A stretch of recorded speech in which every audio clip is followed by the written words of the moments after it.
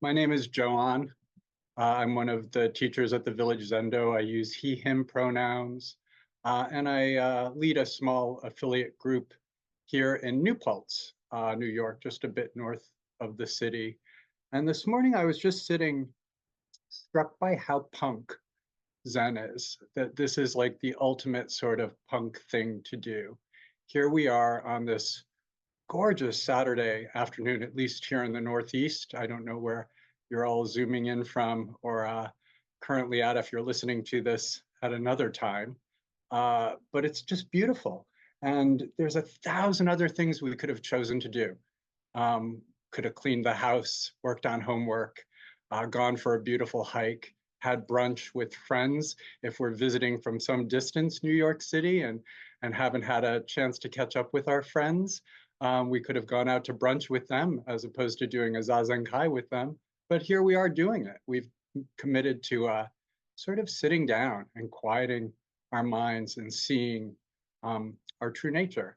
And that's an amazing sort of revolutionary punk thing to do. It's very anti-establishment. And I was sort of struck by that. You know, we might think that our forms are very rigid and there's this sort of established way of doing things in Zen.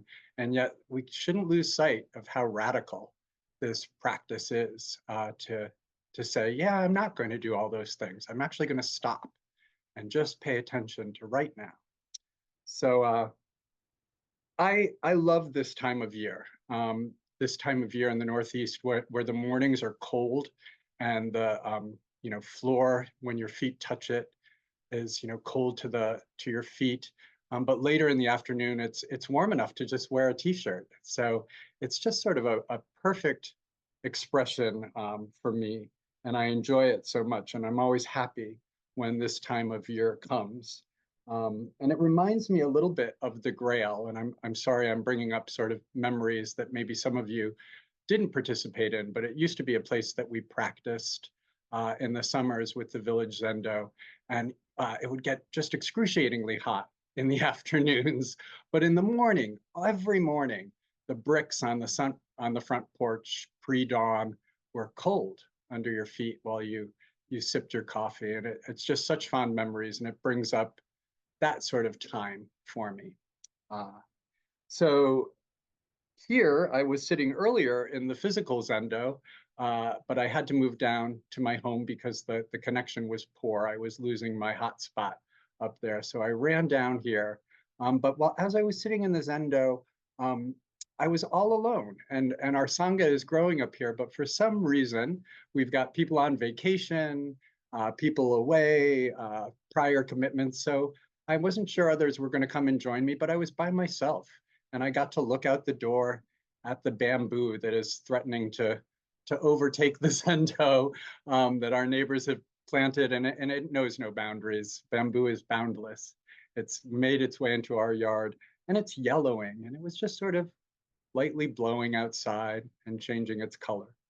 And so while I luxuriate and sort of relax into my love of this time of year and find it special for me, I'm also reminded of a sort of core Zen text attributed to our third Chinese Zen ancestor, San, and it's the Xin Xin Ming, the Xin Xin Ming. And the opening lines of it are, "The great way is without difficulty, simply avoid picking and choosing." So, I'm studying for a master's degree in nursing now. And many moons ago, I had a BFA in dance. I studied at SUNY Purchase Conservatory for a bachelor's in dance performance. And while, the thrust of it was technique and rehearsals and class within our discipline, we of course had to meet academic requirements and take classes outside of our discipline. And rumor had it there was a great professor, John Forrest, who taught a class, Anthropology of Art and Aesthetics, and everyone wanted in on it. Everyone wanted in that class. It was very popular. And somehow, through letter writing and pleading, I was able to sneak into his class. And it was one of the most profound classes I've ever taken in my life. And on day one, he said, every Everything we do is an aesthetic choice. Every thought that comes through our mind that we act upon is an aesthetic choice. And everyone kind of went, but it really forced us to think. And, I think the great way is without difficulty, simply avoid picking and choosing. But, you know, there's distances to that. Close, what do I like to wear? What kind of clothes do I like to put on my body? How do I want to do my hair? Then maybe a little further out, do I like mid-century modern, or am I more sort of a country aesthetic? What's the way I like to decorate my house? A little further out, what do I think about my community? What type of community do I want to reside in and live in? What do I think about my country, my planet, this universe? What aesthetic choices will I make today in regards to that? So we're continuously making, and from the Buddhist standpoint, where do these choices arise from? Where are they coming from? What is influencing the choices we make? Maybe it's our karma, and not in the sort of canned street idea of karma, but really our history, the influences in our past that have brought us to this moment. And karma, don't forget, is also our volition, our thoughts and desires for the future. What about that? Does that influence our choices? I'd say it probably does. And then we have the idea of sort of codependent arising. Are our choices different in one situation as opposed to another, even though they may be ostensibly the same? But if the scenery changes, if conditions and causes change, does our decision-making change? Very likely. And then, of course, there's the aggregates, just these 5 heaps where all the information is coming in. Sensation, conception, discrimination, awareness. Our very body is going to affect the choices we make. And what about the 3 poisons? Our greed, our anger, our ignorance. We're going to want to keep things close to us. I want a choice for this to be near me. I choose not to have that. That should stay at a distance. Or our ignorance, like, I don't even see it. That's happening over there. It's not of any sort of impact on my small life. I can choose to ignore it. That will certainly influence our choices. And so perhaps we have this idea of equanimity, an idea that it is that picking and choosing, if you will, is free of our desires and our opinions. But as the old adage goes, opinions are like a certain part of our anatomy. Everybody's got one. And some of us have multiple opinions. So we're not getting away from that. And many of our choices, our aesthetic choices, if you will, are very simple ones, as I sort of mentioned earlier. Like, I'm going to buy the green t-shirt, not the yellow t-shirt. I think that looks better on me. I'll get the rice as a side dish as opposed to the mashed potatoes. Those choices, are relatively easy, low-hanging fruit. But what about choices about career moves, relationships, larger choices?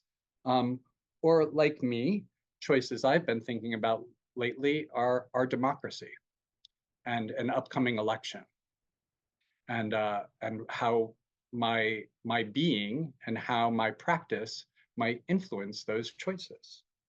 So many factors will influence the choices we make, and they will be based on our karma and on our generational karma and on perceptions of events, intrinsic biases that we've sort of been raised in any direction. I caution to say that these are biases in any direction.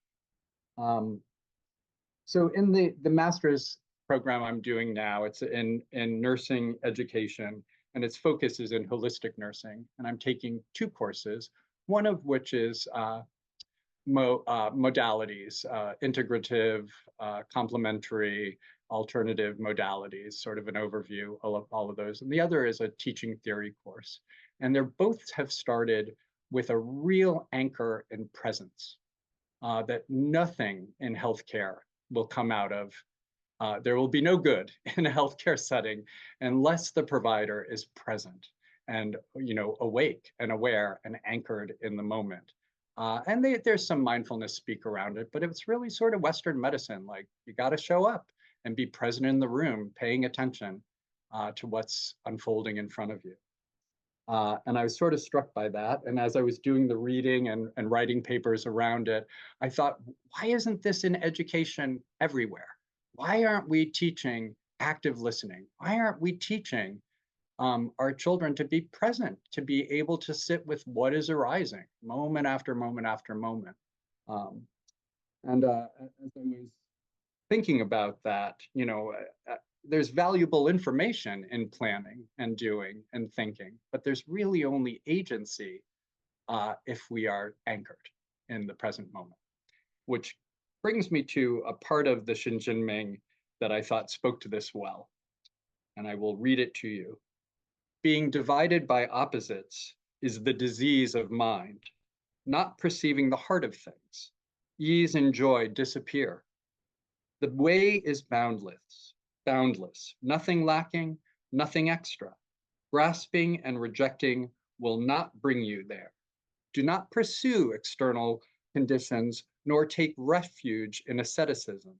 Maintain a peaceful heart, letting the way be invisible. Stillness and motion return to stillness. Stillness turns into motion. If you are caught in either, how can you know they are inseparable? If oneness does not prevail, opposites cannot flow freely. Let existence hide existence. Pursuing boundlessness is to betray boundlessness. And that last line just really, really sort of stuck with me. That to have an idea about what boundlessness looks like, and to pursue that idea, it's, as we say in Zen, it's got a little bit of a smell to it. Gets a little stinky, we're chasing an idea of what we think boundlessness looks like. So I've often thought of our Zen practice as if you've ever seen little kids go bowling and they put the bumpers up on the sides so that nothing goes down the gutter. No balls can go down the gutter. Every ball is going to hit a pin, so that every kid walks away feeling like they did something, and we've got these bumpers up. One bumper on the relative, one bumper on the absolute, making sure our ball goes down and hits a pin. We might not be bowling strikes. We might not be bowling spares, but we're going to hit a pin. And, Doksan interview, if you're not a student who's participating in interview, teachers are particularly good that when you're sort of completely checked into the absolute and not in touch with reality, slapping you back into reality a little bit. And when you're completely like, oh, my life, me, well, whose life is it? Yeah, offering you a gate back into the absolute. But there's bumpers there for us in this practice to keep us on track.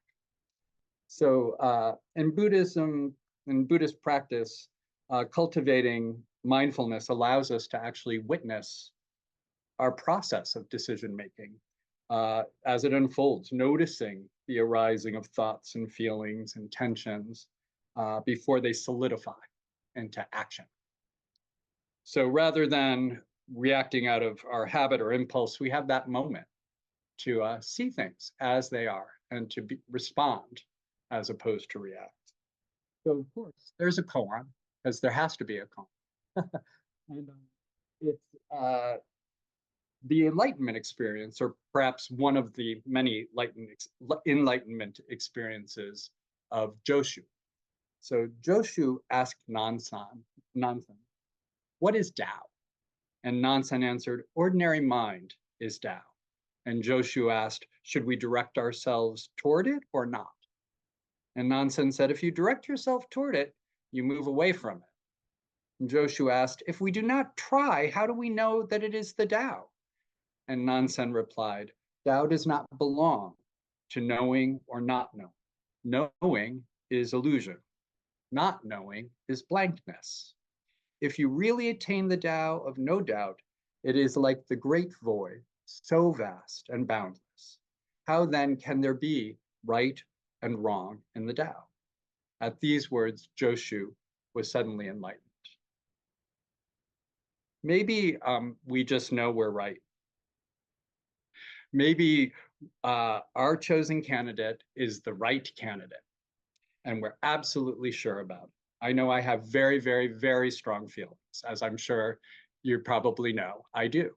And yet, I live a little bit north of New York City, and the echo chamber of like-mindedness is maybe not as loud in other communities as it is up here.